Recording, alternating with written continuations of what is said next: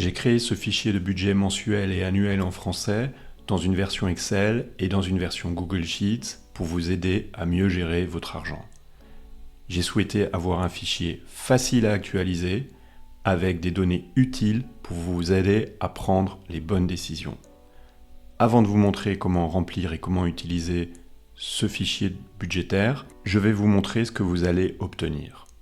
On commence par la feuille de saisie où vous saisissez les catégories et ensuite mois par mois les montants pour les revenus, pour votre épargne, pour les dépenses fixes, pour les dépenses variables. Vous avez le solde de votre compte bancaire et ensuite quand vous allez dans chacun des mois, vous avez une synthèse avec vos revenus, vos dépenses fixes, vos dépenses variables et votre épargne. Et vous avez des graphiques, vous pouvez saisir d'abord les budgets et vous avez des écarts, vous avez une analyse des écarts entre ce que vous avez budgété et le réel. Et en version graphique, vous voyez les écarts entre le budget et le réel, vous voyez où va votre argent et vous voyez quelles sont les sorties d'argent principales. Et ici, il s'agit de dépenses fixes, de dépenses variables ou d'épargne.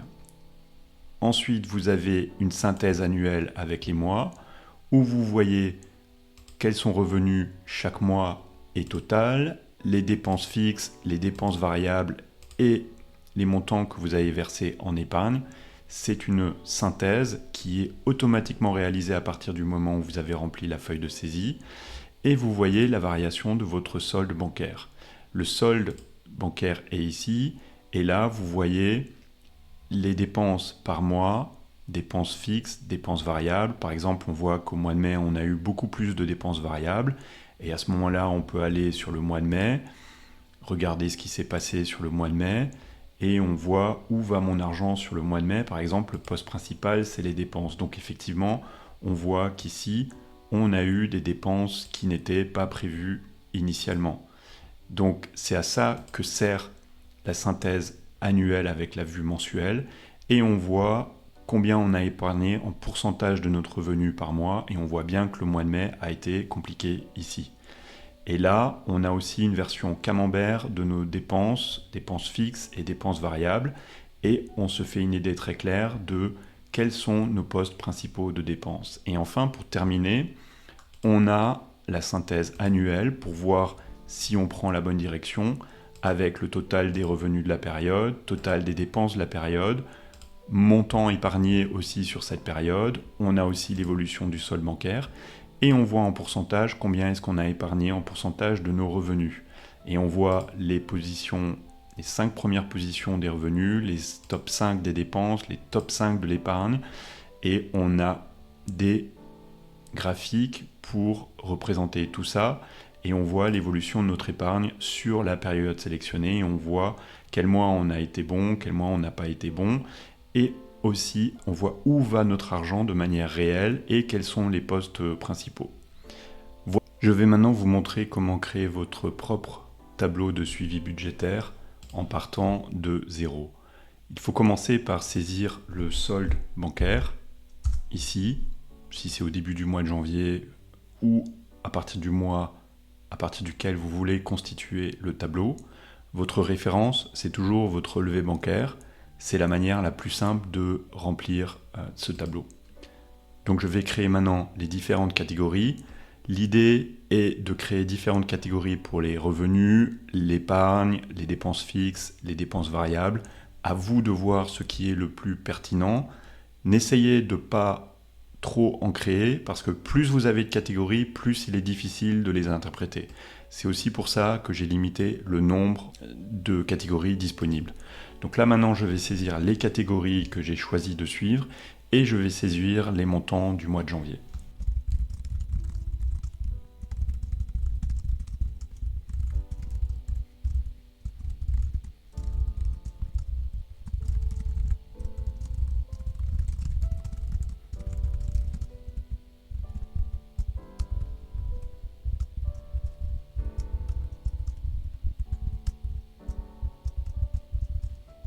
Les montants que j'ai saisis ici sont fictifs, mais c'est pour vous donner une idée. À vous de choisir les catégories, par exemple les dépenses fixes, à vous de voir si ce sont des éléments qui sont importants pour vous et que vous voulez les considérer comme étant fixes. C'est vous qui voyez.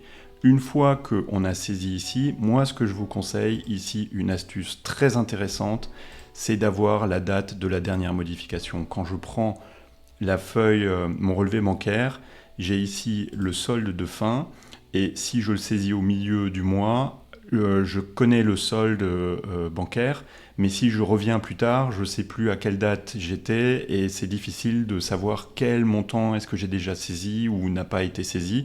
Donc ici, je saisis la date à laquelle j'ai fait la saisie, et quand je reviens ici, il me suffit d'ajouter toutes les dépenses ou mouvements bancaires qui ont eu lieu après la date de la dernière modification. Donc c'est vraiment ma référence pour dire ok, j'en étais là, et à moi d'actualiser maintenant mon tableau de saisie sur la base des informations qui sont après cette date de saisie. Donc une fois qu'on a saisi ici les dépenses, on peut aller sur le mois de janvier, vu qu'on les a saisies sur la colonne du mois de janvier. On va dans la feuille du mois de janvier.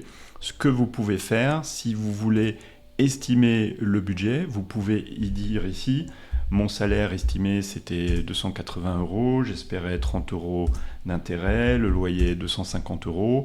En emprunt, j'espérais dépenser 750 €, en électricité 140, en abonnement 100 et en assurance 80.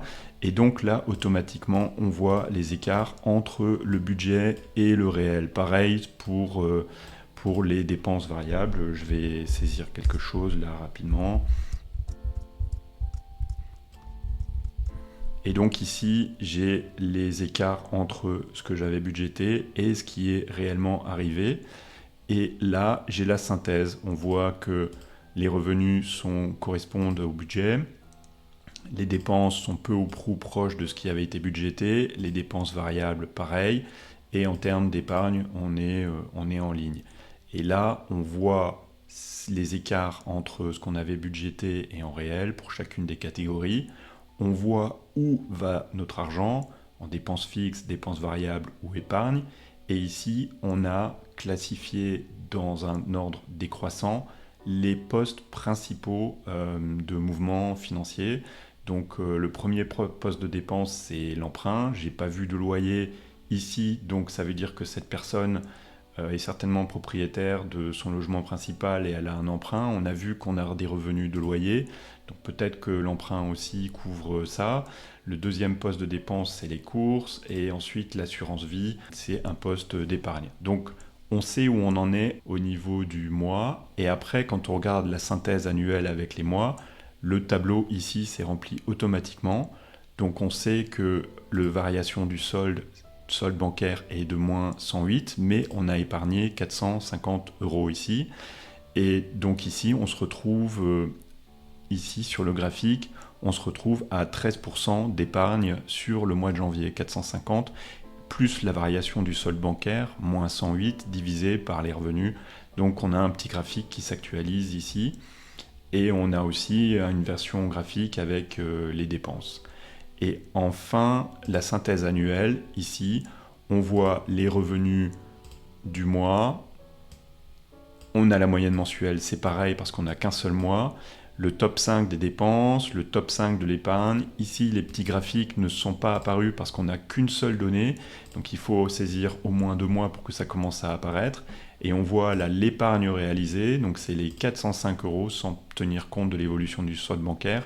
450 € divisé par 2560, ça donne 17,6%. Et on voit que là, par rapport au solde, on était parti avec 500. Et en fait, voilà l'épargne, comment elle a évolué sur le mois. Voilà, vous voyez que ce tableau de suivi budgétaire est très facile à remplir parce qu'il suffit de remplir les données seulement dans la feuille de saisie. Après, vous pouvez toujours remplir les données budgétaires pour chacun des mois, mais la base se situe dans la feuille de saisie et vous obtenez automatiquement des synthèses graphiques qui vous donnent une image très claire de la direction que prend vos finances et de la manière dont vous gérez votre argent. Donc l'idée est d'avoir un fichier très simple avec des informations très claires pour vous aider à prendre les bonnes décisions.